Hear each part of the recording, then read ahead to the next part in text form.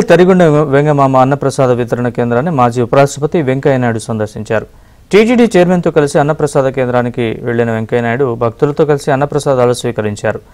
అన్నప్రసాదాలు రుచిగా శుచిగా ఉన్నాయని వెంకయ్య అన్నారు. స్వచ్ఛందంగా శ్రీవారి సేవ చేసేందుకు సేవకులు ముందుకు రావడాన్ని వెంకయ్యనాయుడు అభినందించారు.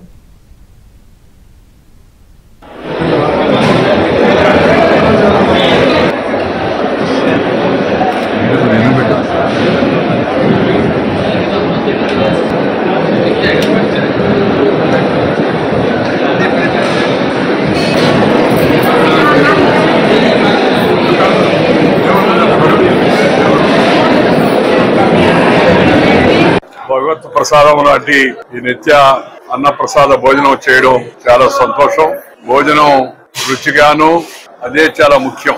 దాంతో పాటు చాలా మంది భక్తులు స్వచ్ఛందంగా ముందుకొచ్చి వాళ్ళు కూడా ఈ యొక్క కార్యక్రమంలో సేవ చేయడం అవుతుందో అది కూడా సంతోషించదగిన విషయం, అనుసరించదగిన విషయం.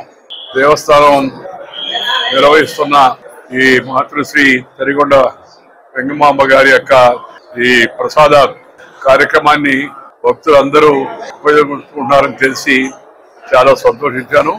ఈ పరంపర ఇలాగే కొనసాగుతూ ఉండాలి.